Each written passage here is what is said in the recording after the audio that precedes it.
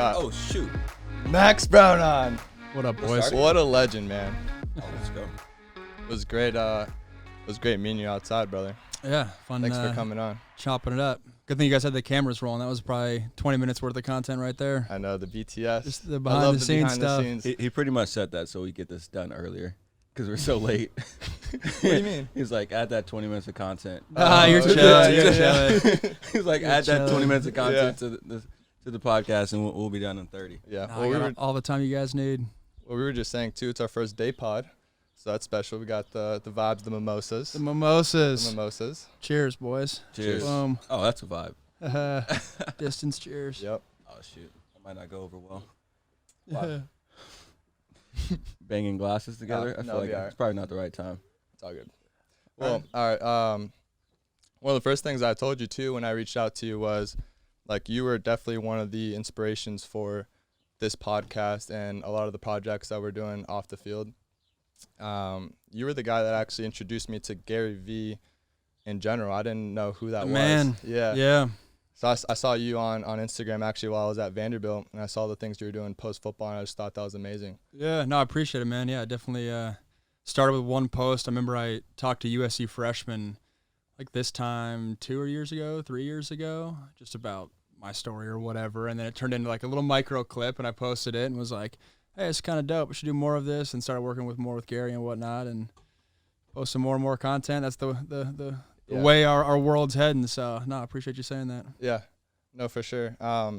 And so we actually have a debate. We were talking about it earlier. What you guys got? With the Bussin' with the Boys guys. Oh, what about it? Because you're kind of the social media guru, right? In a sense. I guess. I worked for the guru. I worked for the OG dude in Gary Vee, but I know my way around social media feed.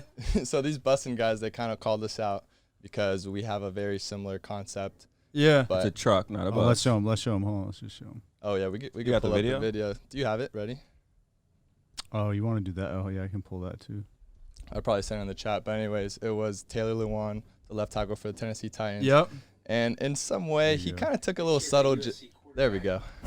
Yeah, so what is that podcast called? It's called like Mo Momentum.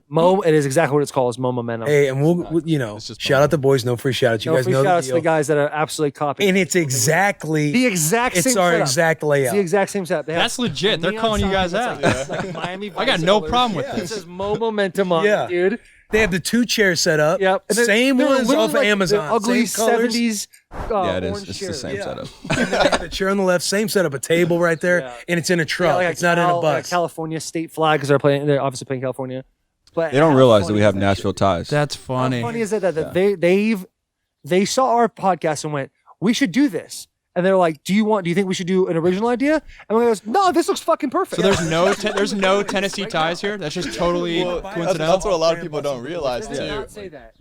Our strength coach at Vanderbilt was Will Compton's former strength coach at Nebraska, and so we worked out with them and ran with them on a regular basis. And They didn't know who we were though. That's funny. Well, I think they do. I think they for sure remember. You think so? 100%. Your guys' views gone up ever since the shout out? People checking out. Key a little. They have a big following for sure in Nashville. That's legit though. Yeah. So they started off doing a similar thing with bringing on their Titans teammates. There's their studio. Sorry. I was Oh, trying they to show him a weren't picture of the joking around. Your studio. guys' lead light is the exact same damn Dude. font.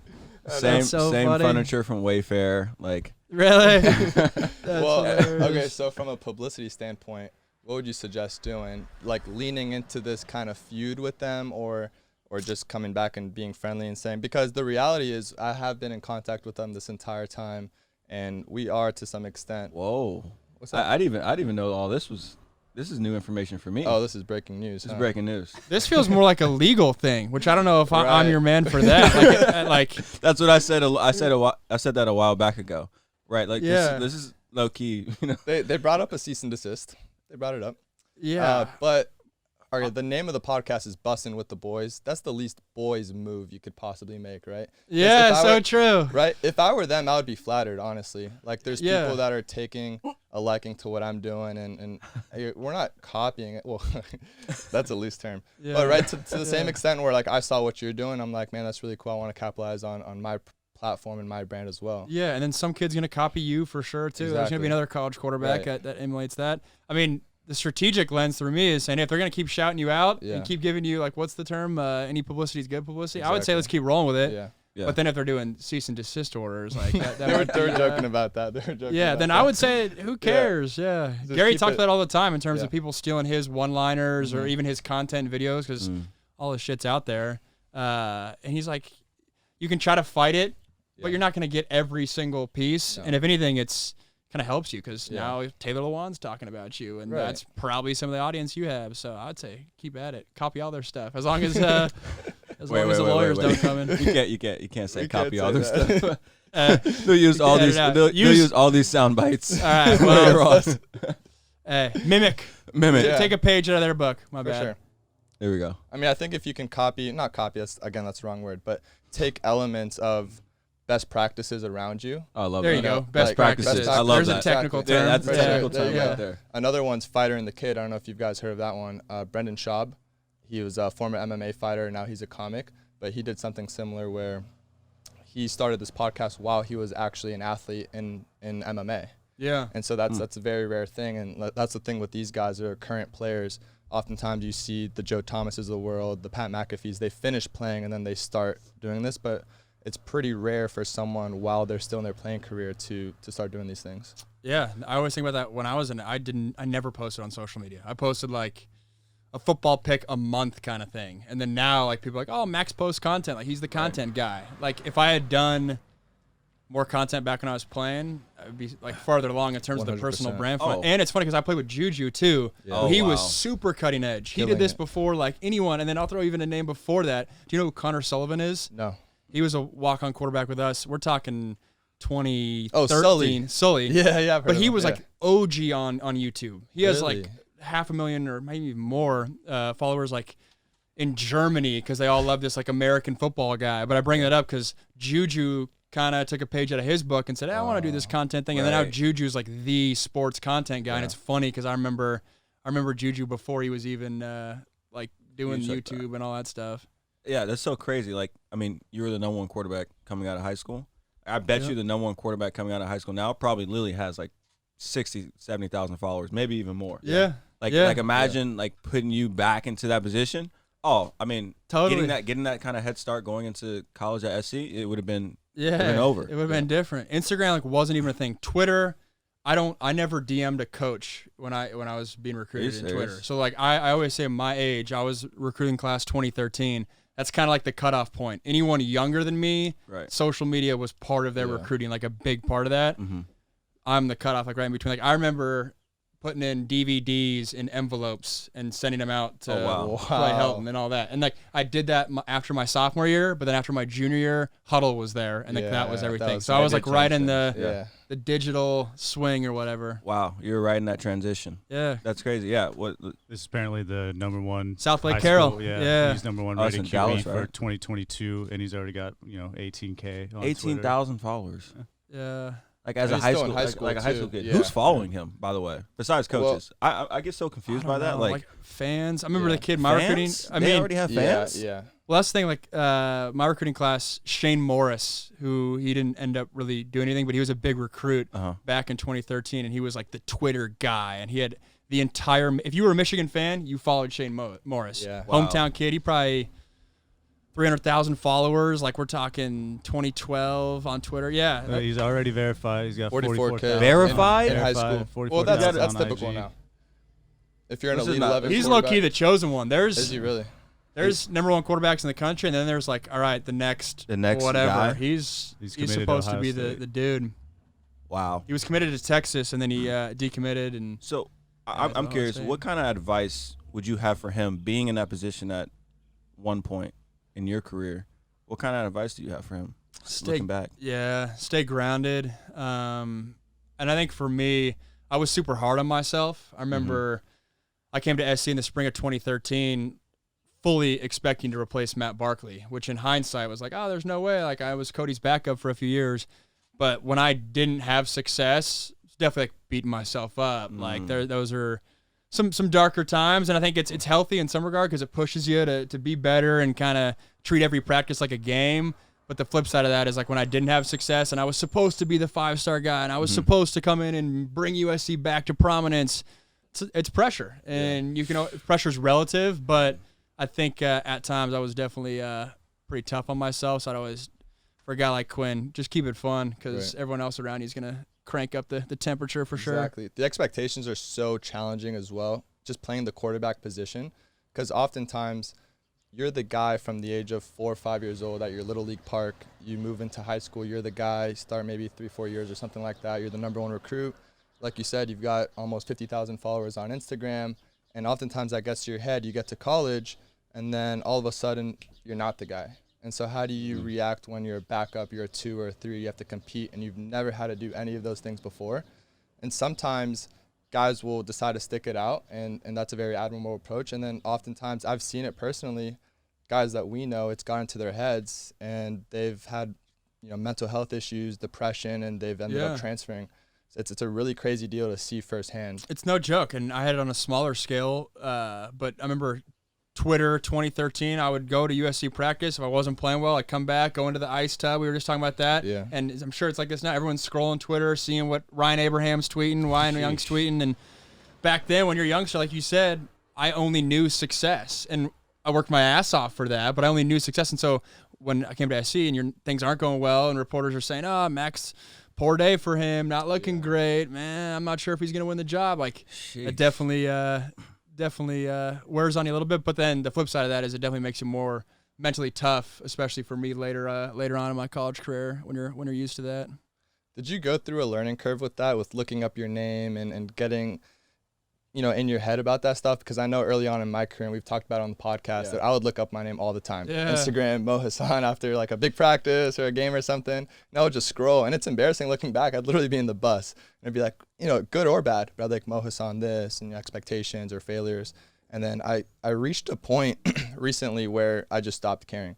Yeah. My dad would send me articles, I'm the headliner or whatever, and I wouldn't even open it up. I'm like, Dad, this isn't healthy for me. Like, I don't need to read this. It's not going to help me in any way. When did you reach that point? Because I reached a very similar deal. That's a really interesting one. I think this 2 years ago at Vandy, my last year there, and I ended up getting injured, and I had this almost epiphany where it doesn't matter what the writers and journalists are saying about me, because like I know who I am and my teammates know who I am, and I value my parents and my family and close friends' opinion of me, and it's irrelevant almost. Like it's not gonna help me, so why read it almost? Totally. And I had a very similar time frame. I was probably like redshirt sophomore year. I got to the point where I was like, this is just what am I doing to myself? Because to your point, first 2 years at SC, I get off the field and I always knew in my head, don't scroll Twitter. Like, they don't know what they're talking about. They don't know what's going on in meetings. But, like,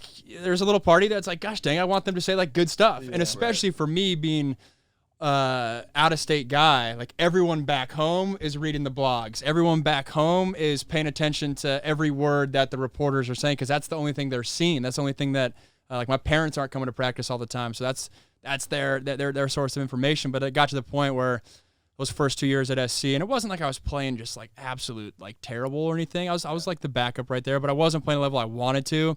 And it finally got to when I was like, I can't keep doing this to myself. And it truly is like a in one ear out the other ear. And then now it's funny because I get people all the time on my social media feed as biggest bust of the last decade, like dude's forehead's ginormous. What are we doing? all that shit. Like, I get it all. Dude looks like Beavis and Butthead, but it's I yeah, exactly. I seriously am saying, like, it genuinely doesnly doesn't me now. Still to this day though. All the time, yeah, it's all the time. I get this one, I forget his handle, but he's always on all my posts, and it's like I really am not saying this to be like, oh, I'm like high and mighty kind of thing. It just, after a while, you reach a point, like Mo said, where it truly, having like been through that fire, it's just like, like it really doesn't bother you. But the only way you get there, people can tell you, hey, don't pay attention to it all they want. But to get there, you really got to like face it and actually like live through those experiences. That's incredible. Yeah. Still to this day, people are still responding to them. That's so funny. That's so wild. Yeah. You kind of talked about the bad side of things. What about the good side? Like, how much are you able to leverage your career as a football player? Like, I mean, everyone knows who you are, right? Like, no matter where you go, everyone knows who you are. Yeah, I mean, I don't know about everywhere. No, but in certain, probably not internationally. Yeah, well, like in USC pockets, sure, but to that point, like Jared Goff and I were in the same recruiting class. Like Jared Goff, if you're a football fan, like Jared Goff. Yeah. Back in the day, I got every offer over Jared Goff. I remember going to junior day across the street, and Goff and his parents were there, and my parents were there. And funny how things play out later. Goff's a great dude, one of my buddies to this day. But in terms of the good stuff, I'm certainly able to leverage. Like there's certainly a strategic lens a little bit in terms of me building a personal brand. Like when I am super transparent about things not going my way in college football, like there's definitely a strategic lens there, but I don't want that to be like I'm trying to be slick or anything like that. It's just what's authentic to me, but it's certainly allowed me to kind of relate to people in a different way as a result of all the stuff I've gone in. And in terms of other good stuff, like I'm doing USC radio now, other gigs, and so opportunities have certainly come because of it for sure. Right, like there's a certain level of respect that they have for you. Right. I mean, no matter what happened throughout your career, like you're a great football player. At the end of the day, like you're one of the best high school quarterbacks ever. Yeah. And then had a decent college career. And you played under guys that, like Matt Barkley, who's great, who's Sam Darnold, who's great. Right. Like I feel like at the end of the day, it has nothing against the player that you were or are. Right. So that's what I mean by that. Like. I appreciate that. Yeah. No, I appreciate it. It's funny. I tell people to this day, I'm the only scholarship quarterback I've ever played with, or did I word that right? Yeah. Of all the scholarship quarterbacks I've played with, every single one of them made it to the NFL. So every guy I backed up has started a game in the NFL, which is crazy. Wow. Cody started 12 games for the Browns. Sam's going on whatever he's going on. And Ben DiNucci, who I actually got benched for one half at Pitt before I got thrown back in there, he just started for the Cowboys. And so it's one of those things when people ask me, "Oh, what happened?" Like that's obviously a loaded answer, but I do look back like, "Hey, our QB rooms were legit. They were legit." Yeah. And we were talking about they were fun ass QB rooms too. We had some good times and all good dudes, but we were slinging the rock for sure. Well, that's what you expect and I almost want from a competitive standpoint at a school like USC. That to me, and I'm sure you would agree, is QBU. Yeah, and so you're gonna get the best. He might not. Yeah, well, it's different when I was a recruit. May have been QBU. Now Oklahoma and Ohio State. Thank you for clarifying that. I appreciate that. Because apparently USC is QBU, DBU, LBU, wide receiver U. You're offending a lot of old school SC fans because it's RBU is like. I respect the RBU. Yeah, like the RBU, I'm there with. But even if you're not, we're stretching DBU. We're stretching DBU. It's funny because we'll always get in these debates and then we'll pull it up on the TV and the article will always have the position group we're debating as number one. So we had Chris Steele, our corner on last episode. And I was like, so he was at Florida. I'm like, all right, who's the real DBU? Because there's always that debate, SEC, Pac-12, he didn't even say LSU. USC. He actually said Florida. Yeah, he said Florida. Which is funny enough. But to my point, we went on Bleacher Report and USC was number one, Troy Polamalu, all this. And so he thought it was like a biased browser or something like that. Yeah, it depends on how old the person you're asking is, I guess. Because I don't even think USC is DBU. I think LSU. I think LSU. Florida, Alabama. Or Alabama. Yeah, Alabama's low key. Every position. But when you talk about Polamalu, Ronnie Lott, like you ask my dad or someone, they might say like USC. Yeah. Right. I want to ask you how much you reflect back on football, and I'll kind of say that with saying this.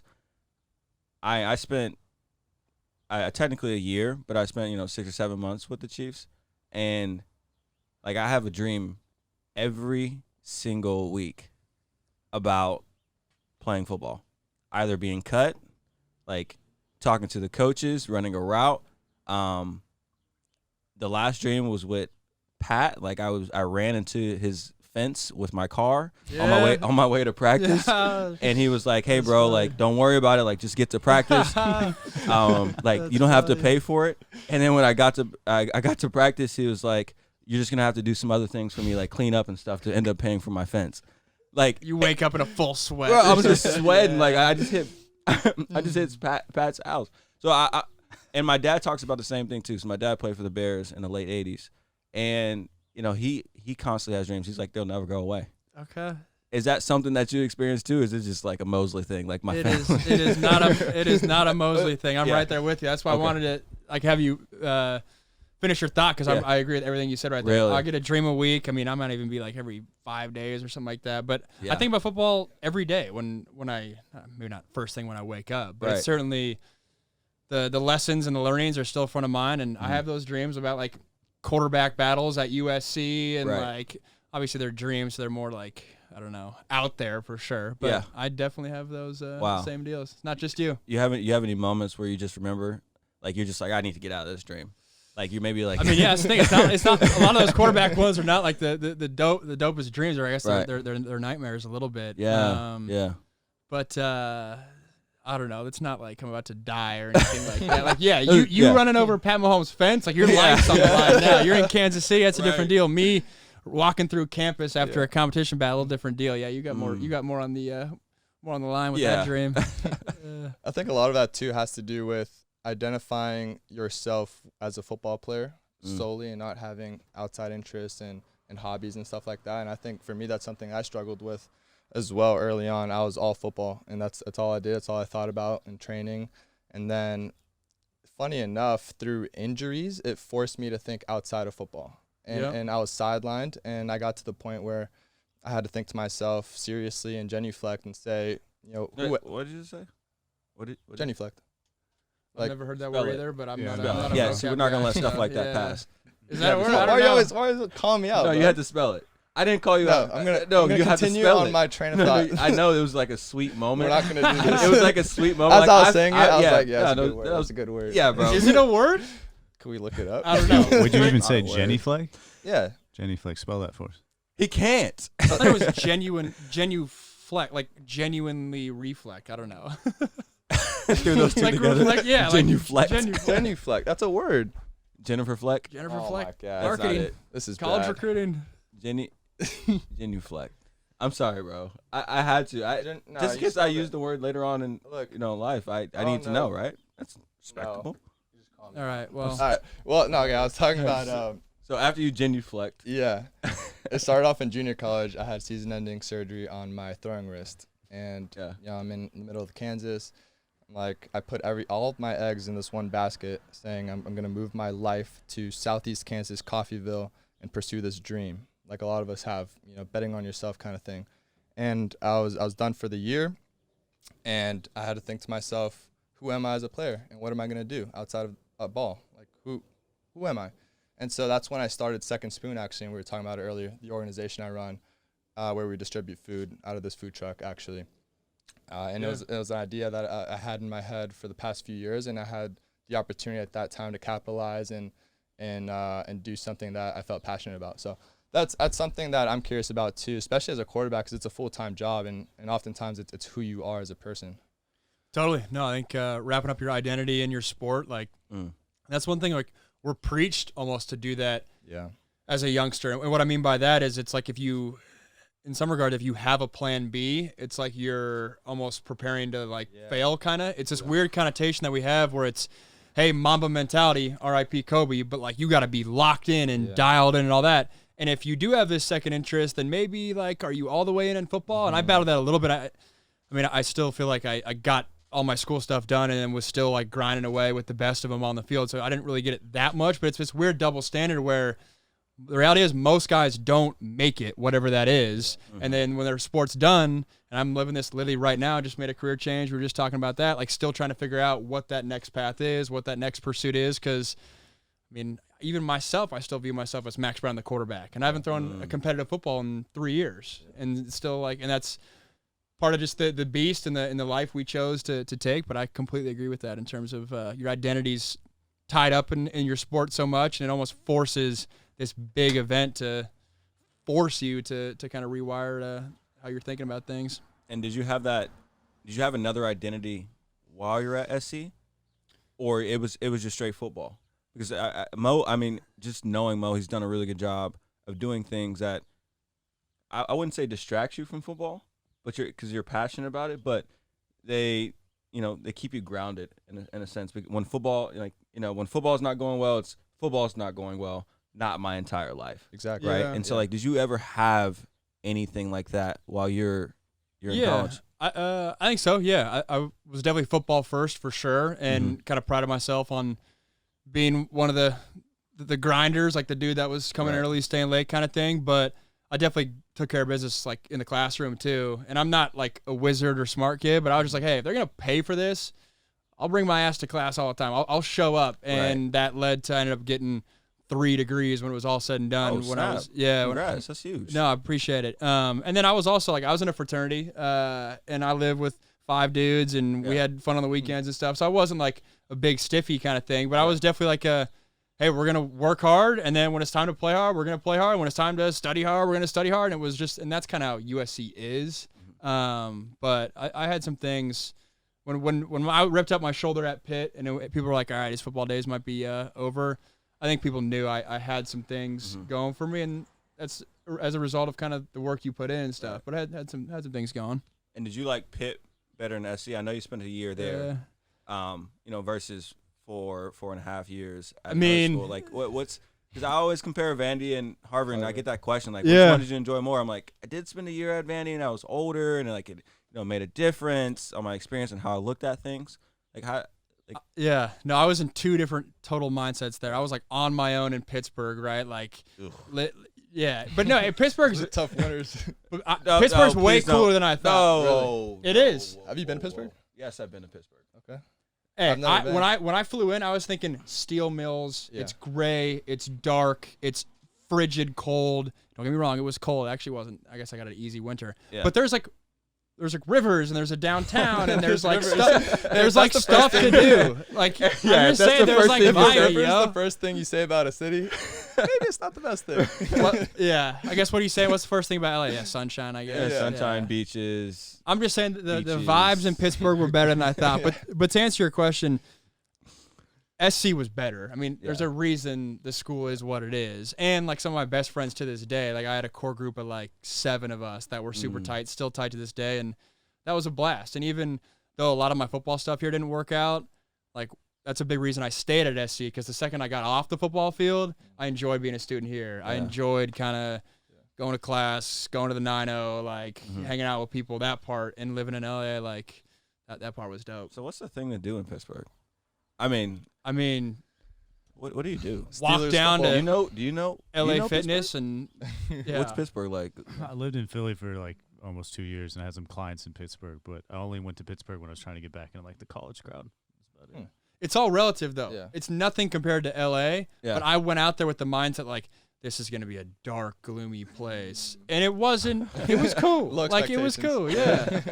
Versus, and I feel like the flip side is like sometimes with LA, when people fly out here, it's like the land of where dreams are made. Yeah. And then they live it's like, in this area at USC. Yeah. Honestly, I think like if USC was like closer to Santa Monica or like the beach. Yeah, or like that's what people don't process. Yeah. LA as a city, the downtown is weak compared to like other major cities. Of course, the city is the Santa Monica. Like when you say like, oh, what's there to do? It's the Santa Monica. Dive up to West Hollywood a little bit. Right. Like it's the huge everything out the pockets. West. Yeah. Malibu and Nobu, all that. Nobu. You're naming some spots today. Nobu and Elefante. You could give me 2 spots and. The rest of my life, he'll never go hungry. Yeah. Well, you said that's your girlfriend's favorite spot, right? Elefante. That's the go-to date spot. It's the go-to date spot. Hard to get a resi. I got to be on my stuff there, but nah, it's cool. Elefante's money. So how'd you meet? I honestly don't know the story. How did we meet? We met. So she's 2 grades behind me. She played volleyball at SC. So she's was a libero at SC. We met at a college party before her freshman year. Yeah. So. Athletes in the summer, it's like only us here. Oh, there you go. Remember we met there, and I was crushing on her, hitting on her. She didn't give me the time of day. I was in the friend zone for a good year or so. For a year, I was grinding away, you know. That's a long friend zone, bro. It's a long friend zone. Stayed the course though, huh? Stayed the course, and I'm a huge LeBron fan, yeah. And so I went to Game 7. The shot in the block kind of thing. Oh my gosh, you went to that game? I was there in the upper most bowl. Legendary moment. Yeah, and my girlfriend's a big Warriors fan, so that was like the summer ice break, like the next summer, and I was like, I want to come over, and we chilled, and we've been dating ever since. Yeah. So where's the first date at? Where do you take Chipotle up by Tuscany Apartments. That's up there. The spot. That's a date spot? No, it's not a date spot. It's not a date spot. No. Mo's not doing that. Mo's got more class than me. But I went and we went Chipotle and then movie down at LA Live. That was the first first little date spot. It's actually funny too. The first time we hung out, we watched the O.J. Simpson doc on Netflix. That's heavy. Which is heavy. Yeah, that's heavy. Exactly. That's dark, That's bro. heavy. Which is heavy, but we're like, I don't know. I'm thinking more of a Pixar movie. Yeah, Yeah. a rom-com. Or So something. it was unconventional, but yeah, that's what worked. happened. We started dating. I got named captain 5 days later. I got named starter the 7 days later. So it was Talk a about busy, a great 2 weeks. Yeah. great 2 weeks. That's probably the man. best 2 weeks a human could have. Literally, when you talk about going back and having Yeah. dreams and stuff, that's Yeah. the dream I need That's- to keep on Start reliving. dating your crush. You Yeah. get named team captain. Huge accomplishment, right? Especially at That's USC. that's the biggest accomplishment. Yeah. Oh, well, I guess starter. And then I you're guess named a starter. Well, no, All right, that's what you work for your entire career. But I would almost say captain- captain's probably bigger than starter. Seriously. captain hits closer to home nowadays. That Yeah. when I look back, that's the one that lights up my heart the most for sure. But yeah, it was a big 2 weeks. Wow. And I want to come back to the question, but I want to ask you about the captain scenario. That's huge. What kind of qualities did the team see in you? What was that? Because it's different. Sometimes the starting quarterback is not really the captain, but for Yeah. for to be midway through the season, the backup quarterback is the captain of the team. That's huge. What was the relationship there? It speaks to who you are as a person for sure. No, I appreciate that. Yeah, I took a lot of pride in that for sure. And when we talk about guys like Vi, he was the young freshman, and I was always the guy that I think they always knew I was a big-time recruit, but I hadn't played yet, and they saw a lot of the behind-the-scenes work that I had done and was able to earn their respect there. But I think it comes down to the reality is when you guys have people sit on this couch, every football player is going to say, oh, I'm a hard worker, right? But there's levels to it, right? Yeah. Some guys are grinders, and they're that's their MO, and other guys I play football, therefore I am a hard worker, and it's maybe not so much. You're just you kind of do what you're told, kind of thing. Mm-hmm. And I feel like when I look back on my career, I definitely was a guy that was kind of showing up early, staying late, doing the extra stuff, and especially when I wasn't having success, and I was a backup, and I'm lifting with the coaches after practice and throwing routes with the walk-ons, Extra work, yeah. on the field, because I made humble. a point. Yeah, I made a point. I knew I was the top dude, and I knew the talking point was, if you're a walk-on, you're gonna come here and you got to outwork the scholarship guys. And I said, all right, no walk-ons outworking me, and so let's do this thing. And I would sit there with the walk-on QBs, and I don't mean to be all high and mighty and stuff, but when I look back, 4 years of kind of having that mentality, was able to earn the respect of kind of older guys and younger guys for sure, and being relatable too. I mentioned, I was in a fraternity and stuff. I wasn't a big stiffy kind of guy. I'd sit down and have lunch with everyone on the team and just try to be relatable and low key as well. Yeah, that's something funny as well. You touched on Vi, and he asked me who's next on the podcast. I said Max Browne, and funny enough, his freshman year was your senior year, right? So we're in the cold tub, and he's like, "Yo, that's my guy." Really funny story. So you're the guy going into your senior year, right? The starting quarterback, and he was a freshman. He was like, "Hey, obviously he was a 4 or 5 star recruit, but amongst those, he was a lesser level."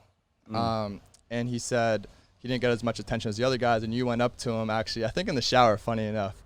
And what I say? Yeah, what else? We're No, leading no, up what else here. is No, coming? but you brought this conversation in the shower. Yeah, of course. Yeah. But you brought it up where he a specific play in the Army game. You said, hey, that one play you spun out and you ran for X amount of yards. And you made this guy miss. And that's something that really stuck with him, which I found really interesting that he brought up to me. He said, man, Max is a guy who he'll talk to anybody, especially me. I was a lesser level recruit, of course, amongst the top guys. But and he watched that game and he brought it up and remembered that. So I think that also speaks to your your leadership qualities. I appreciate you saying that. I forgot about that. I know that play though, because he was the Oregon commit at the time, and I knew we were trying to get him, the Hawaii running back, trying to get this Oregon guy. But it's funny because it's in college football, and it's happened at Pitt too. The upperclassmen, they're super cold to the youngsters, right? They got to earn the stripes, and they cut them in line and all that stuff. And I wasn't I wasn't trying to be a dick to them, and I was nice to them, and I knew kind of some of these guys, especially Vi wasn't one of them, but some guys have a hard time struggling, and so I'm not going to be a pushover, but I'll be like, hey man, hey, that's where you stand in line. Hey, here's where we get our food. And little stuff like that doesn't even matter. Yeah.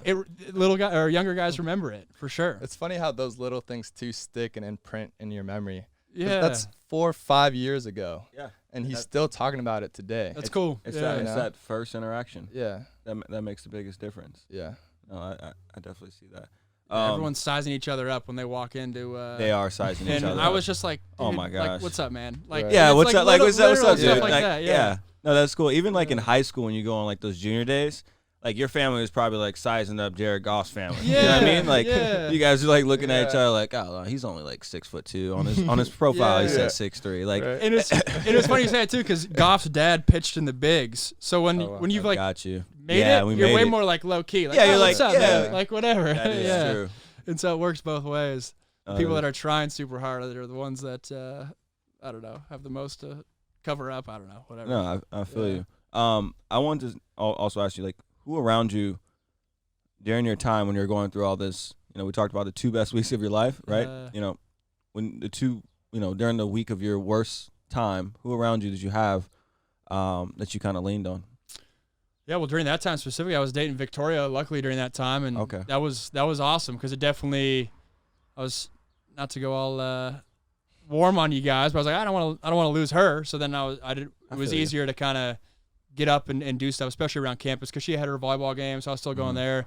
But I also have great parents and family, and Yeah. my parents are very level-headed. Even when I was on the front of Seattle Times, felt like every other week in high school kind of thing, and winning the awards and all that, they were very level-headed versus a lot of parents kind of get up, and therefore when things don't go well and you go down, it's super noticeable and it kind of rocks people's world. My parents were super good in that regard, and I had great friends too. I mentioned those 6 or 7 USC buds. Most of them were on the team, had a tight-knit group there, and that's one thing that's cool. You mentioned having like things outside of football. Yes, I was always like Max Browne, the quarterback, but off the field with like my boys, it never was like that. It never was, oh, how'd the quarterback competition go? Even if that's what every USC fan's asking, it never was like that with my boys. And I think that went a long way, especially having kind of peace of mind when I got off the football field kind of thing. I think going back to Victoria as well, that's where the value of dating a student athlete, she understands the highs and lows. And you see now where she is as a public figure doing the great work she's doing with her podcast, where even to the point where your girlfriend, she was mentioned, you know, Victoria Garrick's podcast. Yeah. You know, it's huge. Yeah. And I didn't realize that until I started looking into you more. Well, it's funny you say it too, because I mentioned the O.J. Simpson doc and Chipotle and all that. But one of our biggest like bonding things was we were in competition battles that August. I was battling Sam, and I was in camp, and we're like up in Troy Tower, so we weren't seeing each other. And she was battling Taylor Whittingham for the libero job. We were both rocking number 4, like both in our Love competition battles. Goals. And that was 100. Yeah, that was 100% a point of kind of bonding, I guess you could say, early on for us for sure. No, that's relates to me too. My girlfriend played Harvard soccer. Okay. Talk So- about goals too. You got Harvard. Dang, They were trying to be like the McCaffrey family, right? Like, Hey, there you go. There you go. Yeah. Or like Odell Beckham's. I think his dad played basketball and his mom was like a track star or something like that. Or maybe his dad played football. You need that, right? Yeah. Well, actually, Well, I that's what Chad Johnson was talking about. Chad With the Johnson? genetics. Oh, for real? Yeah. When he was on the Well, podcast. we don't have the best genetics. Like, honestly, my I girl, mean, my girl, D1 athlete. yeah, but we both pushed it. Like, I don't have the best measurables, right? Like, I walk down the street and you're like, that dude doesn't. He might work out, but that dude doesn't play. You know, Yeah, football. Like, he never played in the NFL. You play receiver or DB? I get that question all the time. I play receiver. Okay. And then like my girlfriend, like she's like, you know, 5. She thinks she's 5'6". She's like 5'5". You know, and you know she's Her roster height's 5'6". Yeah, she's but, roster size 5'6". yeah. She's a defender. Like, but for you, like, you're a solid 6'2", 6. Nah, taller than that. I'm 6'5". Yeah. Damn, why Did I miss why are you something sounding outside? short? Yeah. Wait, no, time out. Did I miss I something? gotta get up. Yeah. I mean, shoot, maybe my posture's struggling. I might be just you're under. 6'. I might be just under 6'5". Well, you're but I'm 6. not- You're 6'5", and your girl's how tall? her roster height says 5'10". She's 5'8". Yeah, that's She's 5'8". She's 5'8". That's yeah. a that's a you D1 see- baby. but That's a D1 baby. Yeah. But for me, that's not automatic D1 baby. I mean, it will. I mean, be. people That's listen to not- this podcast. Like, I was Yeah. probably the slowest scholarship player USC's recruited the past yeah. 20 That's another years. So point. if my son or daughter, future son or daughter, goes down that path, they could be in trouble. But Vic is a way better athlete than me. Really? She's So you're breeding like a 3-and-D shooter, oh, or like a stretch, like a that. stretch, stretch four, a stretch stretch four. Hey, Maybe Or- a golfer. Maybe a golfer. a golfer. Hey, No, that's disrespectful. No, that's no. disrespectful. 6'8" My golfer. Victoria's boyfriend's a pro golfer right now, so that's not. Oh, really? There's like, longevity that there. could be I that don't could know. be the Yeah. move. Yeah. Little Dustin Johnson kind of thing. No. Yeah. Well, if it's a boy, he's gonna be like 6'8". So Time out. a 6'5" male and a 5'10" female. That works out to 6'8". I mean, that's gonna be 6'7". My dad's 6 foot and I'm 6'3". So you just added 3 inches to his height from based off your experience. I mean, but he's gonna be tall. I respect that. Yeah. Okay, I'll give you. Would you want to play quarterback? Would I You want my you kid have to to. play? son. He'd be Yeah. so Yeah. cold Yeah. from the beginning. You know He'd be everything. so cold. Yeah, you literally know everything. Yeah. Like you can literally like just from a young age. Like he'd be. Yeah. Totally. You've been through the process too, so you can Totally. just kind of Yeah. relay everything. Yeah. You ever get nervous? I don't know how your experience was with football, but do you ever get nervous, like thinking about that? Like, should I let my kids play football or not? Or is that a thing for you? I don't. It's obviously comes up in conversation. Like Mhm. my brother, I have 3. I'm the youngest of 4 boys. One of my brothers will not let his kid play football, and I'm not in that camp. And I don't blame him. I totally get it, especially this day and age. But no, if my kid wants to play football, and I'll hopefully always be broadcasting and around the game, and so if he naturally That'd be falls sick. into it, That'd be perfect. that'd be dope. Yeah, but if that'd he be wants sick. to do golf, and that means hey, I get a free 18 holes every weekend, Yeah, and it's that's like all right, beautiful. dope. I'm Why not? cool with that. Yeah. That's so funny. Mo, what do you think? Volleyball, soccer, Yeah. like In terms What- of Women's What's volleyball the is best- super entertaining too. I got Is it no really? problem with Yeah. that. Yeah, because it's funny. Men's volleyball, they're so powerful and so explosive. Yeah. It's hard to play defense. So there's so many kills. Women's volleyball, they're not as strong, Just obviously, and so there's way more, in my opinion. And obviously, I'm a very Biased? elementary Oh. volleyball eye. Yeah. But from my end, it's almost more entertaining because there's more like rallies and back and forth and all that. But I've been to a couple of volleyball games. I can Yeah. probably attest How about to the that. beach games? You ever been to any of those? I haven't, like played just. Come on, bro. Yeah. It's- Well, we have a it's good not- time. you can't be going to the beach games. Oh, is there? There's no rivalry there, is there? I guess think- like low key yeah, is. yeah, I yeah, actually you don't gotta know, know- but you don't there's know like about low this? key. I didn't know. They just like a little. They think they're like the beach girls think they're way better than the girls on like a Low-key, it's regular pretty court because like challenging the in sand, sand, right? though. Yeah, so Yeah. it's like Yeah. you have to be more athletic and better to be on the beach. Low-key, And I'm sure yeah. if like Vic was sitting here, she'd be like, "Wait a sec." You Oh, know? bro. Yeah. Yeah, or like you gotta have way more technical skill on the hardwood or something like that. I don't If know. you've ever run in sand, it's so hard. It is pretty tough. Yeah. I'd probably say beach is probably a little harder. Yeah. I've never played though. Again, so- elementary understanding of it, but just looking from the outside in, I would say beach.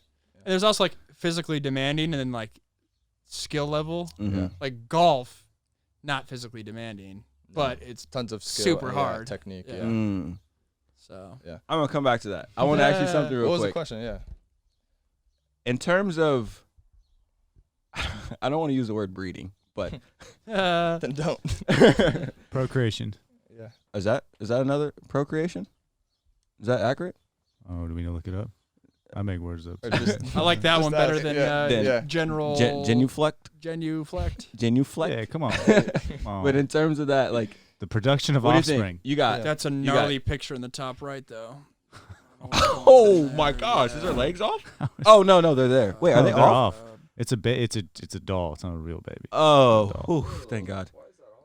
All right. But in terms of that, so Yeah. you have track, you have soccer, you have volleyball, you have Yeah. basketball. Which one? What are we going for? Measurables or You're going for? athleticism? I need to. You're saying I need pick to have two. a LeBron. I need to get as closer to a LeBron as possible, or like I need to get as Yeah. closer to like a really good receiver as possible. Where are you going? Yeah. For the parents. Pick two for the parents. Yeah, I like track and field, and I like soccer. I mean, you can't go wrong with any of them. But track, you have that fast twitch muscle fiber, that speed. That's the one. Were you gonna say track? I was gonna say You're soccer. I like- dialed in soccer. Well, your I was gonna girlfriend's say soccer. I like yeah, soccer. I can't say too. anything else besides soccer. Yeah, Yeah. you can't. You're contractually obligated. To Are you say just soccer. talking about the mom, Justice? Or are you saying for both? Yeah. Oh, just the mom. Okay. Yeah, just the mom. Yeah. yeah, soccer. Soccer, huh? Yeah. But volleyball does have a play. Like if you want a hooper, Well, it's I height. feel like they have There's bounce. height. There's Like height the in volleyball players, look, have bounce. Have you Yeah. ever seen them? Like jump? Yeah, Oh, yeah. you have to. Yeah. The Crazy. vertical goes crazy. Yeah. Yeah, but that might Outside hitters, yeah. be. Yeah. That might be a basketball son though. If you want football, it might be a little different. don't know. Mm. It's a good There's point. a lot of there's a lot of strategy. If you're going here. basketball, you have Yeah. the height. So then that's Yeah, the Right. height. Yeah. yeah. Volleyball serves you well. I'm dating the libero though, who's the shortest on the team. So we'll see Oh. how the Oh yeah, height that is goes, the shortest. but- I mean, she's still 5'8". That's still 5'8". very- Yeah. Her That's mom's way like above average. 5'7". Her dad's 5'11". So we'll see what the gene pool the gene pool How about gives. Grandpa? How about So Grandpa? funny. How about Grandpa? Grandpa. I've actually never met either grandpa. I don't know. It's a good question. Yeah. That's Never so met funny. because they're passed away. But, All right, Well, maybe more. we spent a lot of time. Yeah, on maybe, this. maybe more football. As a quarterback, man, I want to get your opinion on this. Who do you think is better, Pat, Tom Brady? I'm gonna throw Russ in there too, Are you going all time or Aaron Rodgers. or right now? I'm talking about right now. I'm talking about because you give me yeah. all right. Yeah, this you is give the whole yeah. best argument. If I have one game one game you have at to their win. best performance, like I can pick the year, I can cherry pick everything. I'm going Aaron Rodgers. Holy Really? crap! I am. Yeah. Tom Today. Brady today. Today Mahomes. There you go. But like for what it's worth, Tom Brady, I don't think Whoa. he is the GOAT. He is the Yeah. greatest. I do not think he is the best No. quarterback of all time. Which Are you might be a hot serious? take. Yeah. Oh, you Greatest? don't- hot, oh. hot. No, he just said he's not the greatest. No. He said he's the greatest. He He's is the GOAT. greatest. Yeah. He is the GOAT. But you don't think he's the best? I do not think he's the best. No. Okay, Yeah. what's the difference? Yeah, here? we I mean, why are you- got to slice this up. Best to me is skill. Like Okay. just talent. Overall talent. Yeah. And I think Aaron Rodgers and Pat Mahomes are more talented than Tom Brady. You guys disagree? Okay, so No, I'm with you. This is Yeah. hot. And So you're you're saying saying- greatest Personally, I is think it's hot. a track record for greatest. What is the track record? No, like for greatest? greatest is more so about accomplishments rather than raw skill and talent. Yeah. Ooh. Yeah.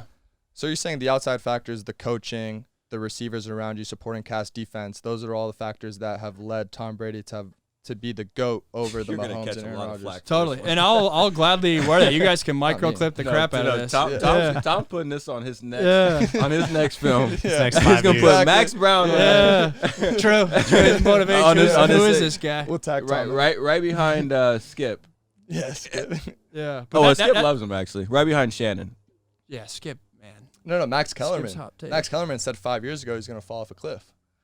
And so Wow. that's always So it on goes Twitter. I Max see that all the Kellerman, time. Shannon, and then Yeah. Max Brown. Yeah. There we go. That's True. so hard Bulletin when board, you're commentating material. too, and I want to get into that too. Your career and your pivots recently. Yeah. But you always have to say the next big hot take, right? And you see the new culture of debate culture with First Take and what's the Skip and Fox one? Shannon. Yeah. How do you play into that? And is that something that you work on either way? Well, it's funny because I get a lot of people that when I am working in social media, commercial real estate, like, oh, Max, why don't you do full-time broadcasting? And for that very reason, Yeah. I don't want to be a hot take guy for the rest of my life. And so that's why I do want another more like business pursuit and then also do the broadcasting when I want to and more like true color commentary like Tony Romo rather than like Colin Cowherd, which is just daily hot takes all the time for that very reason because I'm right with you. It's kind of, I don't know, it gets repetitive. You're too nice of a guy. Yeah. People it's just way too Well, nice. Like he Yeah.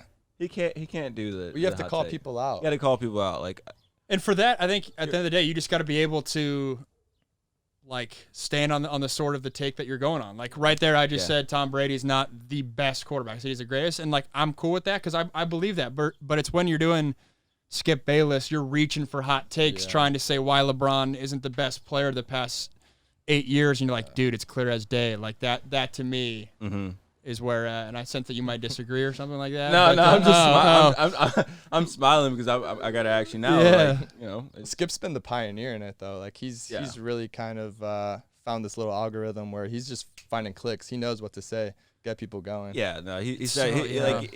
it gets to a point kind of like you said, like you just start saying Like, you know what he's ridiculous doing. stuff. Yeah. Like, Yeah.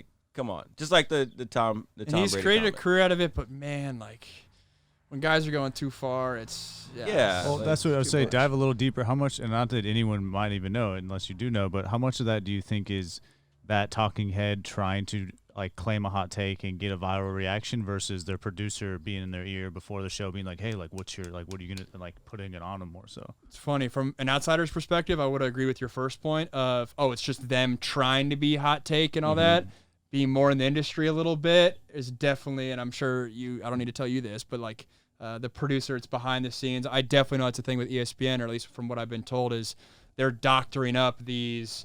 All right, For how real? can we have Max Yeah. and Stephen A. like Go at it. purposely disagree, and it's definitely a producer's call. So do they have input on what they want to talk They about? definitely have Okay, input. they have input. huge Okay. input, They but have it's input. way more of a talk about strategic lens Yeah. earlier.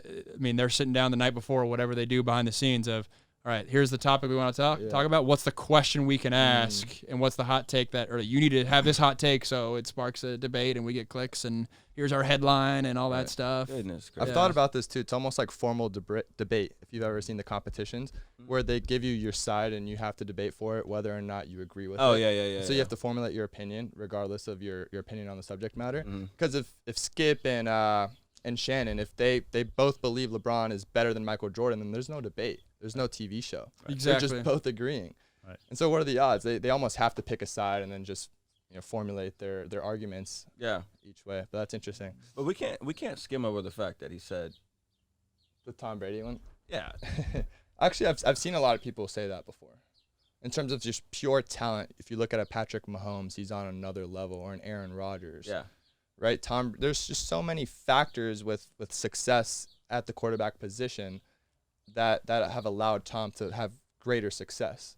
But if you look just raw attributes physically, it's hard to look at a guy like Patrick Mahomes making stupid throws across his body and say he's not ridiculously talented to the extent that maybe more than Tom Brady. But you also got to factor in for Patrick Mahomes, who he's playing under. He's playing under a mastermind in Coach Reed. Yeah. Like, and the talent of receivers, and I'm not knocking Patrick Mahomes, devil's advocate, but you have Tyreek, Travis Kelce, at times Sammy Watkins, McCole Hardman. You're drawing up plays where just defenses can't cover. Agreed. But what would you say about Aaron Rodgers then? Right. Or Tom, like those early 2000s Well, and teams. I like how you teed up that one scenario. If you could cherry pick a performance any year, any time, put him in a game, who'd you pick? Aaron Rodgers from a skill level? Because try to think of like Tom at his peak. Even if he's slicing and dicing and calling shit at the line and changing everything up, there's still a chance you can slip and grab him because he's not going to run away from you. Versus like if you catch Aaron at his prime time, best game you've ever played, where he's changing everything on the go and you can't touch him defensively, he's still physically going to be able to get away from you too. Like I totally agree with you on him being the greatest from a skill level. Yeah, no, I agree. And the interesting thing with Tom is a lot of his skill is the intangible stuff. So it's just the overall temperature that he creates when he walks into a locker room.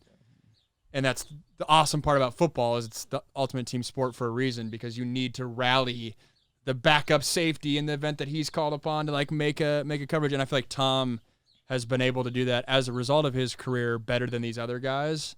A lot of the topics we've talked about, but in terms of the skill, yeah, I'm going Aaron Rodgers.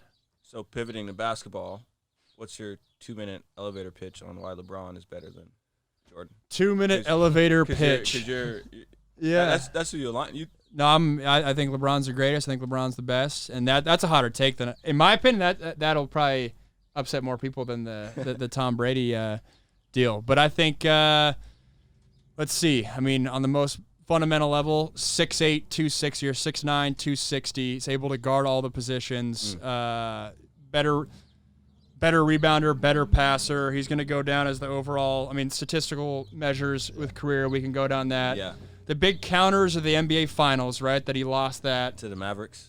to the Mavericks, true, 2012. But he's played against 5 times as many Hall of Famers as Michael in the finals. We can go down skill, but I don't know what. Yeah. I think it's held against LeBron that he's gotten to the finals and lost. Because the big thing with Jordan is he's never lost in the finals. But okay, LeBron's been many more times, and that's being held against him. No, that's You know what I'm definitely saying? The Mavericks one Yeah. is the one That's the big indictment That's the on blemish, him. blemish, which I get. But it's just crazy how he has had so much basketball after that. He's literally had a Hall of Fame career since that point. Exactly. That's Which is actually crazy. longevity. That's a good point. When you talk about, and so it felt like a lot of people, like my dad included, actually, it's funny, made up their mind about LeBron in literally 2009 when he's walking off the Boston Garden with the Cavs jersey. And Right. he's literally playing 11 years later or 12 years later. The longevity is This insane. A great pitch. Yeah. And so we're talking longevity, Yeah. but then is longevity a skill? All right, I get that a little bit, but you talk about just the other angle is, hey, if you're starting a franchise tomorrow, who you going with? I'm going with LeBron. Yeah. You know you're getting 22 years of elite performance. Like, stuff's crazy. You know your team's going to get a shot every single year. Yeah, we can. That's the best pitch I've ever heard. Wait, so similarly I thought Jordan Really? until you said Did that. he convince you? He convinced me. I wasn't Hey, even look at that that. sharp with Hey. it. Yeah, either. it I wasn't gotta- that- I gotta like, be, but I think you broke it down to where you said people made a decision 10 years before he. I mean, honestly, it might even be 15, 20 years before he hasn't even ended his career. yeah. That right there, I've never heard that one. That's original. And it's funny too, a lot of the things that he got flack for, like super team era when I was in high school, so 2010 to 20, when he was with the Heat, so 2014 or whatever, that was like, super team, how could he ever do that? Like he cheated his way to his championship. Whatever you want, wherever you're net out there, fine. But then now he's having to face what he created. Yeah. The Brooklyn Nets have Oh my 40 God. All-Star appearances on their Insane. roster. They just Like, added LaMarcus he Aldridge, he too. is having It's not the same LaMarcus Aldridge though. Like he is you'll having take him as to your he's center. having to face that. It ended up working Yeah. against him because of the era that you could say he created. I would argue that Kevin Garnett and That's what I Ray was gonna say, Allen, the those Boston guys Big created Three. it, Yeah. but he definitely catapulted it to the next level. And it's just funny full circle because I've been a LeBron guy since. I mean, I was in third grade when I saw his cover on Sports Illustrated in high school, and since then, I've been very in tune with how the temperatures on him have changed from Cleveland stage 1, Miami 2, and it's just funny how the narratives change and whatnot. Well, what's your opinion on a guy like Kobe who's remained true to the Lakers and he's not creating these super teams and he's saying, it's got this different competitive mindset where I'm going to beat these guys, whereas a LeBron joins Dwayne Wade and Chris Bosh and then goes to Cleveland and joins a Kyrie Irving and Kevin Love. Or like even now we see with Kevin Durant catching a lot of flack for it as well, teaming up with these these guys. Like, where would you align on something like that? Yeah, I think one, it's just like different eras. But I think with LeBron, he had his leadership style is way more of a like let me bring you in kind of thing. And there's a reason why so many guys in LeBron's circle have eaten as a result of LeBron. You look at all the role players he's played with and the contracts that they've gotten throughout his career, not only to mention his like literal personal circle, like in his agent and whatnot, versus the other style was much more standoffish. And rest in peace Kobe, but there's stories that he didn't train with teammates. That to me that's hard. And I think I like the more LeBron style to leadership because I think he's able to get more out of it. It might be a little bit more warm and it's not as like fun to clip up and it's not as intense, but I think it's shown that his teammates have gotten more out of it. Like all the role players throughout the past 15 years that LeBron's played with, that they dominate with LeBron and then they get off and they don't do anything. And that's why this morning, Andre Drummond, the Lakers. Dude, crazy. And then the Lakers? You go pick and roll with him. I mean, my God. Drummond's gross. already That averaging 15. That 15. Marcus like, Gasol move was ooh. yikes. Yeah. But that is a huge And move. to your I point, didn't know same that. agent too, I believe. And so, Gosh, same that thing, whole getting team's his on the paid. same agent. Yeah, yeah. KCP's But Is you? Yeah, That's so KCP's funny. with But I do them. gotta be careful too, because like Kobe, his mindset and his different. determination Yeah. was crazy. I mean, and I think there's give and take to everything, right? His mindset of I'm gonna be alone in the gym at 4 a.m. That worked for him. I think at times maybe he could have brought some other guys along, but that we're splitting hairs here. And his mindset you're never gonna go wrong with, and I think that's why he was successful in basketball. He was successful in film the second he left the court. Like he's a stud, and there's a reason he's an absolute icon. Dude, so you can be a football and a basketball broadcaster. I'm a bigger basketball fan than I am I can football tell. fan. Yeah, Yeah, dude, like this right here. I think you cut this up and send it to ESPN. yeah. Well, it's funny. People always ask me like, "Oh, I literally just got asked, you only doing college football?" And I was like, I'd dive into like NFL if I could, but I didn't play in the league, so it's kind of tough. But if I get with a network, they give me color commentator like basketball, I can hold my own. I really could. Golf would be sick too, but I got to study up on the nuances. That's what like Joel Klatt does. Okay. He'll do like one event, U.S. Open, when like Fox goes. That'd be sick to do. So you're still playing basketball right now, then? trying to find a run. You're hooping? Trying to find a run. Yeah, yeah. We could talk about that separately. Yeah. I'm not sure if that's illegal right now, but I've so what's your game like? I have to ask. Ooh, I like that question. My game What are is you? like Markieff Morris. So I'm a That's yeah. Well, no, I'm telling you. Yeah. Markieff Well, no, because Markieff Morris. yeah, I'm a role player these days. Like, but you kick me out, hey, I can guard all 4 spots. I can knock down the 3 when you kick it out to me. I'm gonna bang in the post. I'll get you your boards. You want like 3 or 4 extra looks in a game? I got you. Big putback guy. Big effort guy. Yeah. I think I'm like caught I up. lost my skill to dribble, so I Yeah. couldn't do that. But back in the day, like youngster, I was a nice hooper, but then I lost it when I was a captain for my basketball team Okay. back in high school. So like I was solid. I started, Yeah. but I'm not Not a a certified dog. bucket getter on Markieff the Morris. yeah. Yeah, I'm thrown off because typically, like, Yeah, you too. ask, you Yeah, ask a I was question like not that, you're gonna expecting compare that, yourself yeah. to like the next, Allen Iverson. Exactly. Well, it's funny because we asked Drake. No, I'll keep it real here. Markieff Morris, baby. We had Drake London on the other day, and we asked him what his NBA comp is, and obviously, like, he's a hooper though, but he told us Ben Simmons with a 3, and we just thought that was the funniest thing because if you're Ben Simmons with a 3, you're basically LeBron. Like Yeah, that's you're unstoppable. legit You're so better than funny. LeBron. Yeah, well, that's no. Yeah, But that's you usually the are. answer you get when you ask someone. So to hear Ben- Markieff Morris, I'm just like, Ben what? Simmons with a That's 3. really specific. Yeah, Like, he's thought about this. No, I get that, I've He got was that ready question to. It was before. quick. I've It's a been quick ready to draw. go. really? Yeah. I used to This go guy's like polished. when I was younger. It sounds like I'm an old dude now. I used to say like Trevor Ariza. Wow. But I kind of but I kind of pride myself on like because Trevor not Ariza. Like everyone's Houston an all-star. Rockets, Trevor Ariza. Like Suns, Trevor Ariza. What are you? No, I'll probably go like Lakers with Kobe. Lakers, Trevor Ariza. Ariza. Oh, So wow. you can bang out then. You're dunking. I had a dunk in high school. Yeah, I don't know if I can get up there now, but And you're shooting too. Yeah, he's a You're shooter. sniping, He's, yeah. he's a shooter. I could see it. But Yeah. don't be fooled. But Watching he's I'm Fun definitely about- like an energy he's energy dude guy. though. Yeah. Like, all right, it's win and stay on the court. Game on. Game on. Yeah. I love that. It was so funny, dude.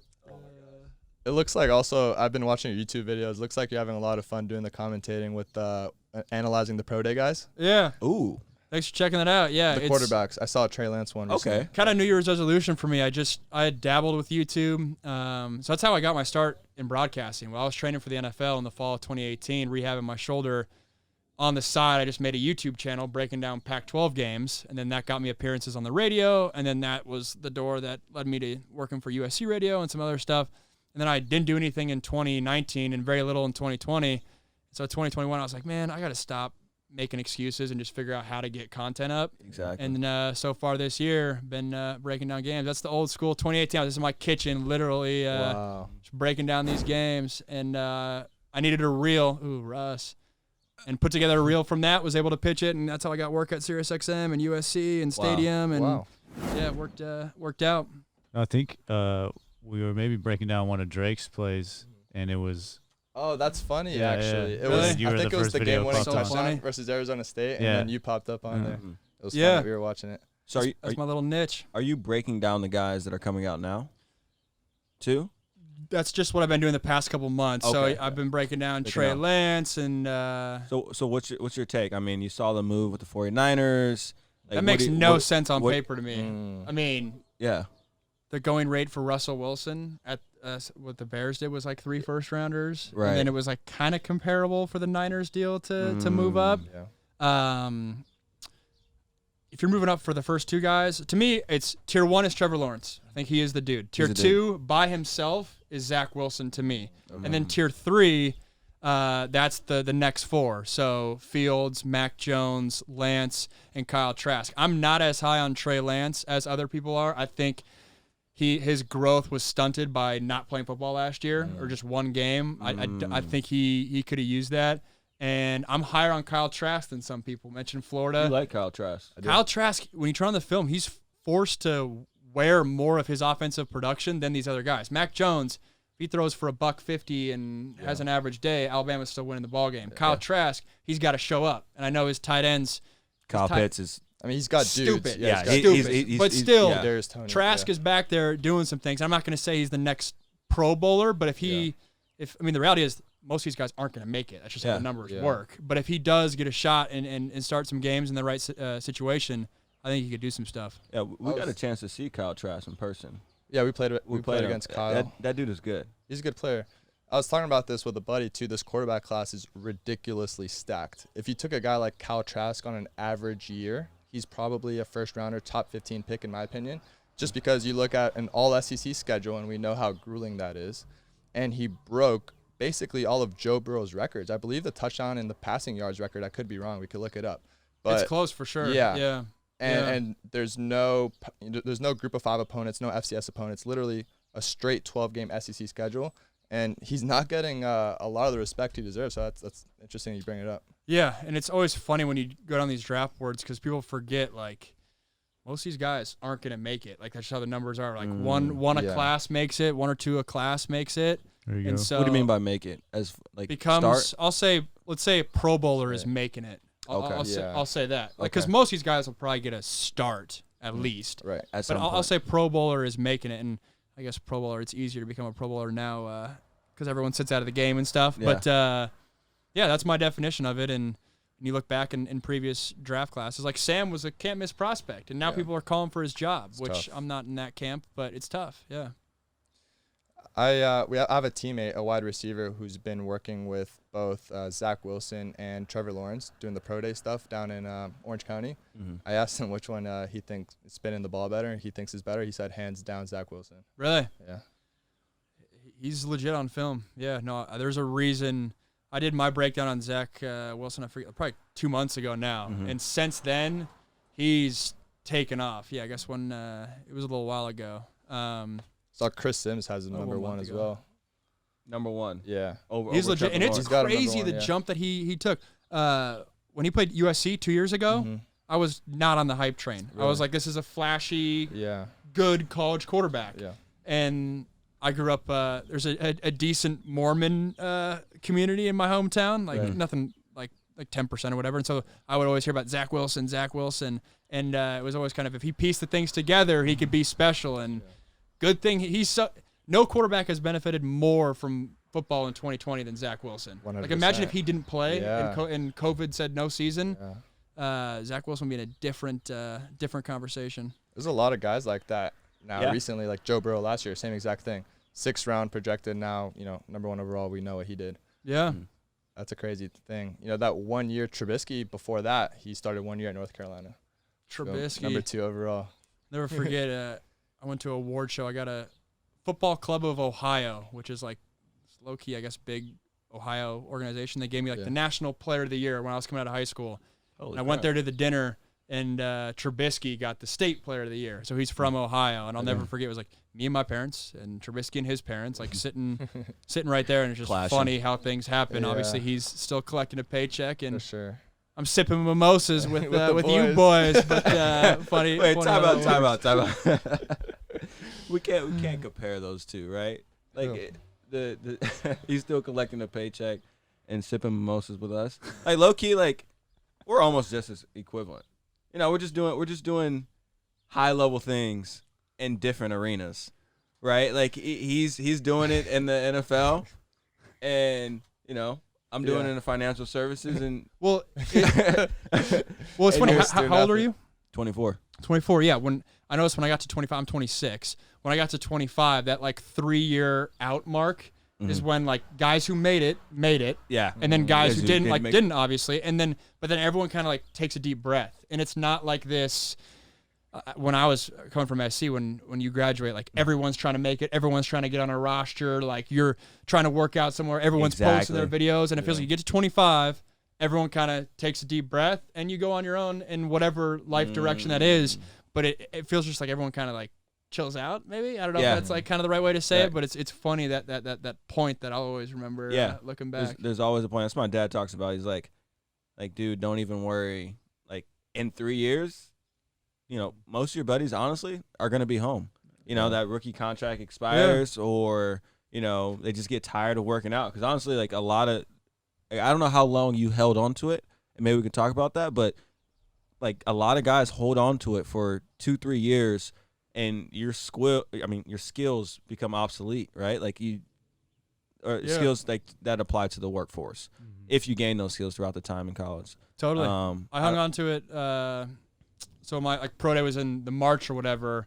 I had workouts for the Redskins and the Steelers right before Christmas. So 8 months later, and then I went and worked for Gary the following February. So it was like 15, 16 months after the bowl game, of my senior year.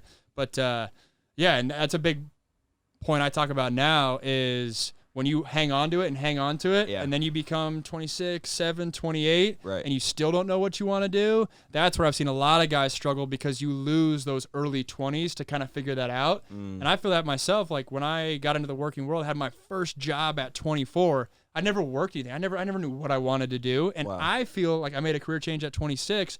Like I'm behind the 8 ball. Like I'm not fresh out of school. And I know in the grand scheme of things, I'm young, but it doesn't really feel like that when you're in it. Yeah. And I think that's one thing as a student athlete, or at least a lot of USC guys, they don't have internships. You're not able to figure that out. And then life hits you dead in the face at 24, 5, 6, 7, 8. And then you have to figure out what you want to do. And then you might have a wife and a kid. Becomes so much harder to do, and that's a huge kind of content thread that I try to speak on a little bit. That's something that I love that Gary V's always reiterating, what you just said, where you're not too old and you need to take risks in your 20s and 30s, and you see him on the YouTube and the Instagram always talking about that same thing. It's the best time to take disproportionate risks because you don't have that same responsibility.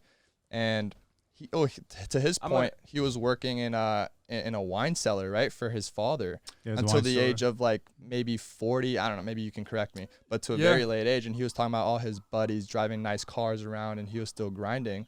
He said, I didn't even make my first YouTube video till, I don't know, 35, 40, something like that. No, that's spot on. Yeah.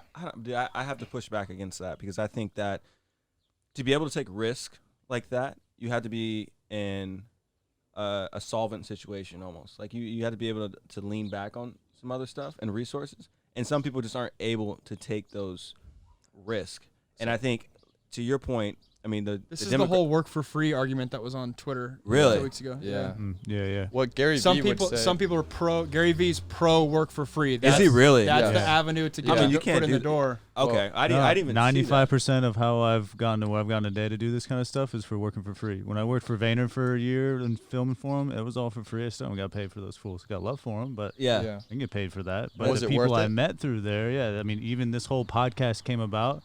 I met Eli through working with Vayner, and Eli's who introduced me to Mo in the first place. So it's like I'm a huge proponent of working for free. That's but so it's interesting. I cut you off because there is I know what you're saying. Yeah, well, I mean, especially in football, and those guys the demographic that plays football typically, come from maybe a lower income family or something, and them taking that risk for 2 to 3 years sets them really, really far behind. Right, and like you're working out and you're training for football for 3-4 years. You're taking. I would push against taking so much risk, if that makes sense, especially when you don't have the resources to fall back on. I don't know. I'd be interested to hear what you say. Like I honestly, I completely. I'm fortunate enough. I do have like worst case scenario. I could fall back on something, but the one thing that I look back on. In 2018, I was training for the NFL, and I would remember working out and throw all in the mornings, and then I would come home and do these YouTube videos, which at the time, was just some like dumb thing I was doing, and then it turned into then being my entry point into broadcasting. And so you're spot on, and I agree with you in terms of everyone has a different upbringing and whatnot. I'm just big on you got 24 hours in the day, and I watch so many of my teammates that are. They let opportunities pass them by, and that's I'm not naive to the fact that I grew up in a situation that kind of taught me to pay attention to those things and take advantage of those opportunities. But it's one of those things when you're 27, 28, haven't worked anything, you can't run routes for 10 hours a day kind of thing. Exactly. And so how are you setting yourself up? You're just not or having a sense of urgency, I guess, is maybe the best way to put it. To not let a certain window of time pass you by.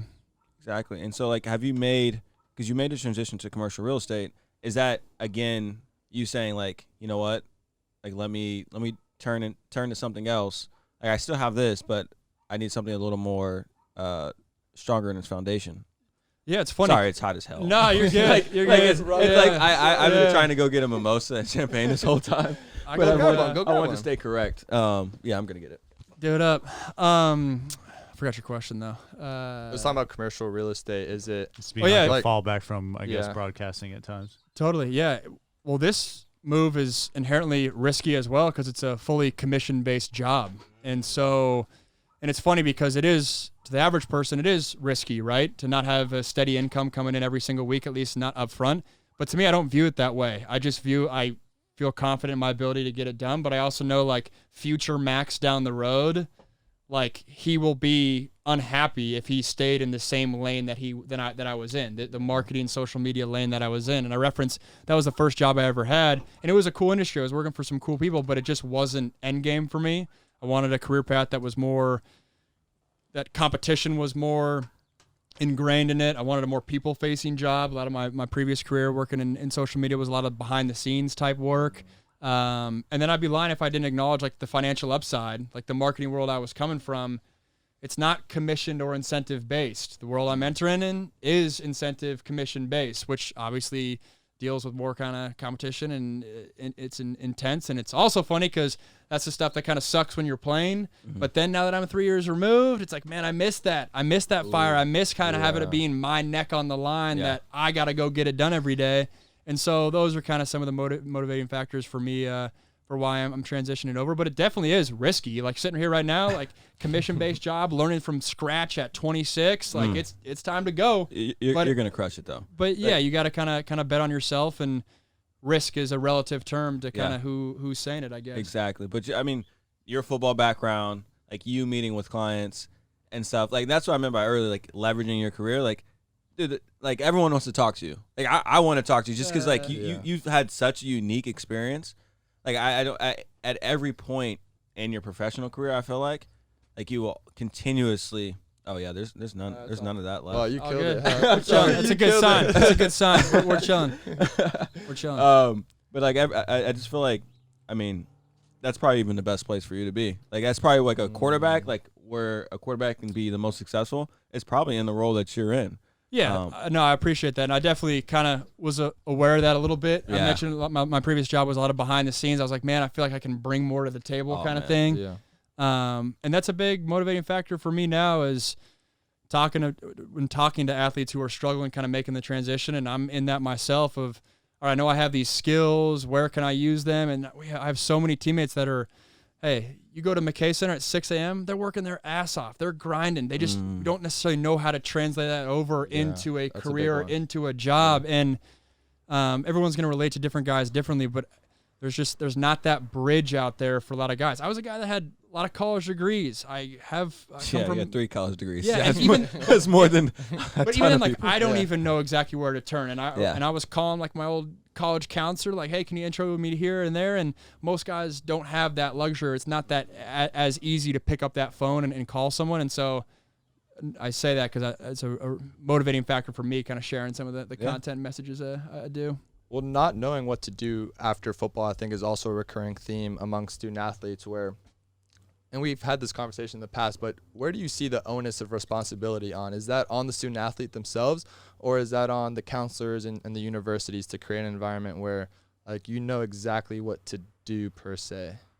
Yeah, it's one of those things. I don't want to say it's incurable or whatever, but it's so hard when you go into the McKay Center and you're talking to 19-year-old USC football players that all think they're going to make it. They're all going to be the dude. Yeah. And we also have a sports culture where you're almost, and we talked about this, vilified or alienated if you do have any sort of outside interest, because it must mean you're not all in on football. And it's such a fine line. And so I net out more with just having the systems in place where you can pick someone up when they're down, or when they do go down a certain path, that you have the resources to not let them go down a negative route or a totally abandoned path. And when they are done, whether that's at 23, 6, 8, whatever, that you have resources there from the school, from the athletic department, to at least have an intro or to have a phone call or just conversation. And I know that to me, when I was making my career change, just talking to people and saying, hey, how'd you do this? Oh, why'd you do this? Why'd you go down that path?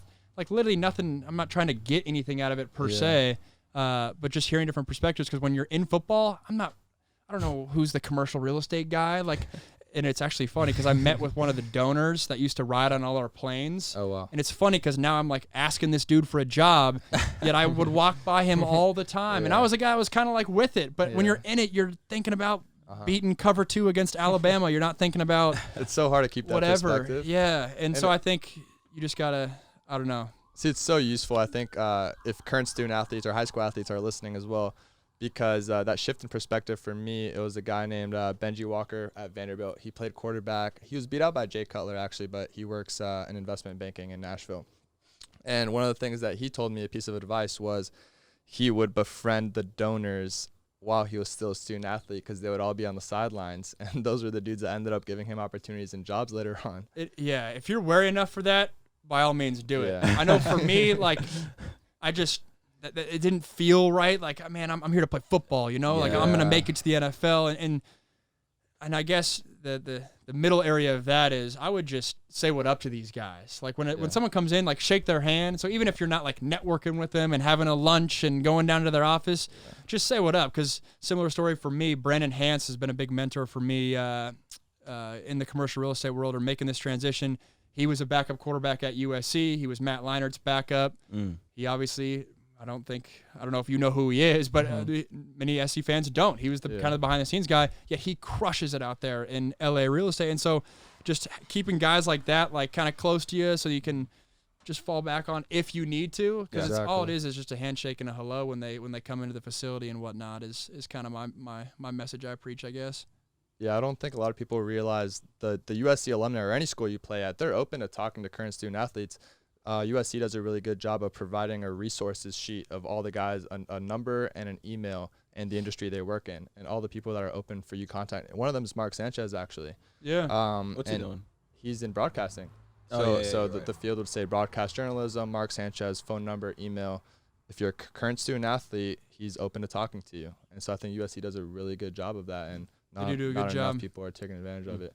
And it's something that, again, talking back to the whole Benji Walker story, something I took advantage of at Vanderbilt, just cold calling, emailing people, and just grabbing coffee with them just because, hey, they know who I am. Yeah. And to your point right there, I guess the responsibility is on the student athlete. Like, you can have all the resources, but at the end of the day, you got to pick up the phone. Yeah, you got to do the email, and that's easier for some than others. I'm not naive to that, but I lived that firsthand the past 6 months of like, all right, I used to be this everything quarterback. Yeah. Now I'm calling up so-and-so and saying, man, I need your advice here, man. That could be a humbling experience for some, but you also know that, hey, down the road, hopefully that call paid off and it gets you going down the right path and putting your ego aside and picking up the phone or shaking someone's hand. That's the way to do it. Yeah, and it's so interesting hearing you guys talk about the USC perspective. Like, I think of the Harvard perspective. Like, I'm calling alumni and saying, like, hey, I'm playing football, and they're like, why are you playing football? You know? Yeah, so, that's funny. Like, wait, they're saying, why are you playing in the NFL? No, why are you playing football at Harvard? Like, you got to focus on academics. Like, yeah, you better focus on academics. academics. That internship. Like, but aren't they student athletes themselves, or are you saying just... No, not the student athletes. No, I'm saying they were former student athletes. No. Like, you just just call, like, alums in alums. general. You Okay, I just got you. talk to alums and stuff. So they're advising you not to play football. I've had that. Really? I've had that. Like, hey, like, you know, football is like a serious injury risk. Like, have you not seen all the... Yeah, of course. You know, the press. Well, that's what they would say to me. Yeah. And, you know, but at the same time, it is something that as you move to the workforce, like, it's huge in who you are and your skills that you have.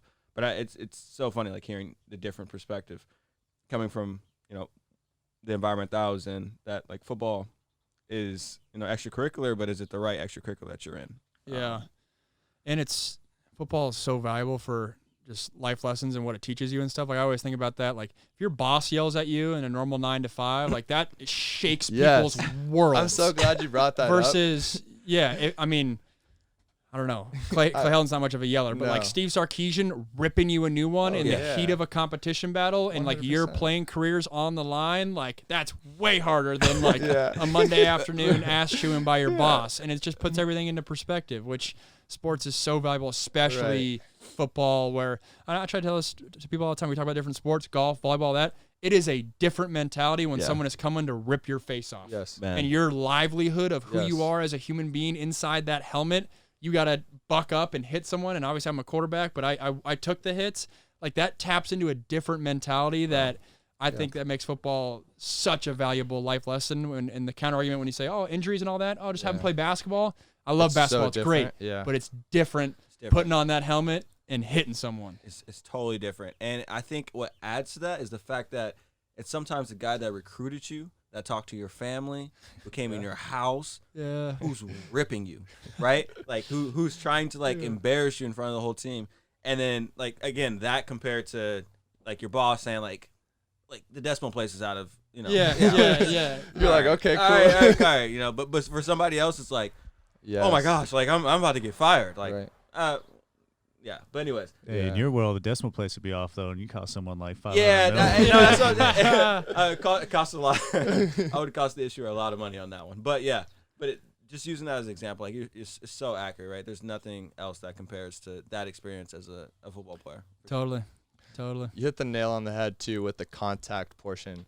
I think okay, aside from the whole concussion thing, because I've had head injuries and it's a serious thing, but there's so much value in us playing quarterback, the processing power between you dropping back and you're getting hit, and there's live repercussions for doing something incorrectly. If you read the defense too slowly, you're gonna get hit and you're gonna get sacked. And so I've heard this comparison a lot with mixed martial arts and MMA.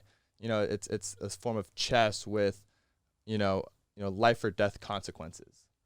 Yeah, it's a really interesting way of putting Depends what defense you're going against, but I would hope not. Yeah, I would hope not. But I was gonna ask you, as we can start everything that you've gone through. You've been through a lot and you've achieved so much, and it's awesome that Mo you're able to get him on the show, and I looked up to you at a certain point in my high school career because you were at SC. Appreciate that. Thank you. And just what's something that you've learned through all this that you continue to hold on to as you move forward? It's a good question. Something I've learned. I mentioned the not being so hard on myself. I feel like that's definitely one that's front of mind in terms of I'm a guy, having been through all that, I'm not as serious as I once was. And I feel like I've mentioned this a couple of times, but even at a younger point in my life, I had fun and stuff, but I was a serious kid. Everything was kind of like life or death, that kind of thing. And I'm definitely out of that mentality now in this phase of life. I just think, and this might be a little bit more high level, but I just realized how awesome family and friends are that I have, because I think throughout everything, right, when I was literally living the dream of every kid when they go on recess first, and I'm the quarterback, I'm the number one quarterback in the country going into high school, I can go wherever I want to school. That's crazy.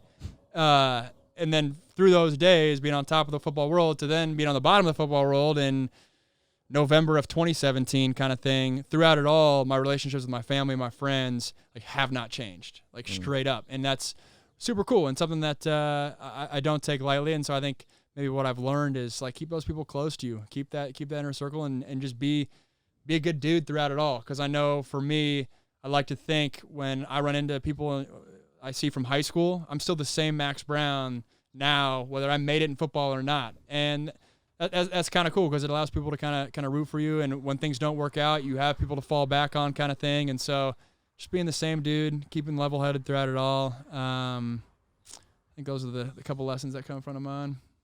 Cool. Well, that's a great way to end it.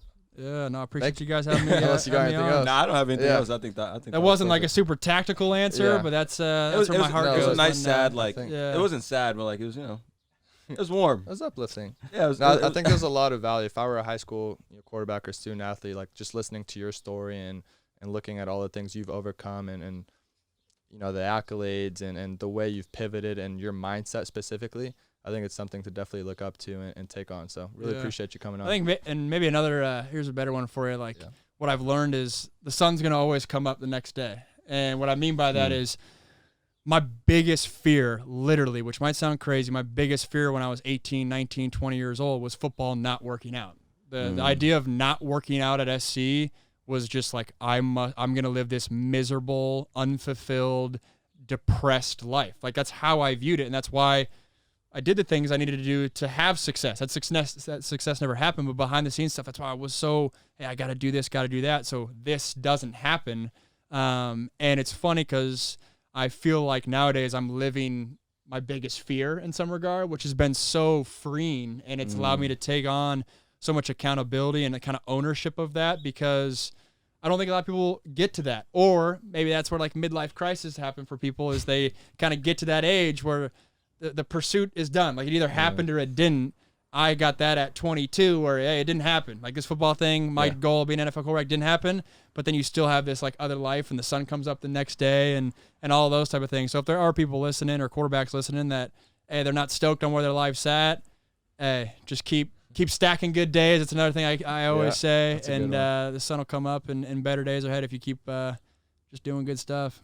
Oh, one more thing. You mentioned as well your work ethic and not having any regrets.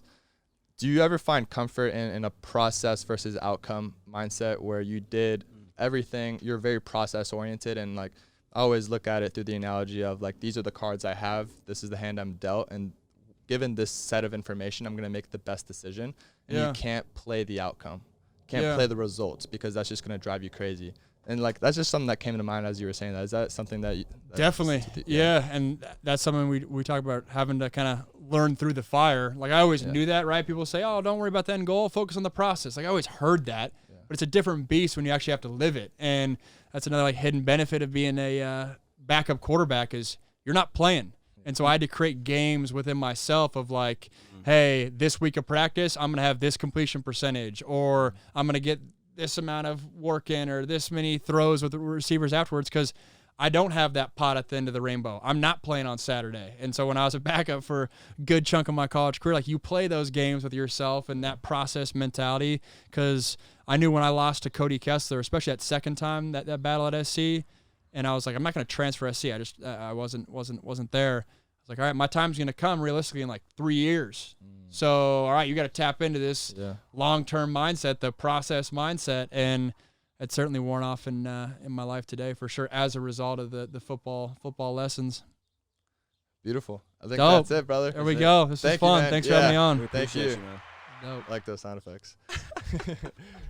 Perfect.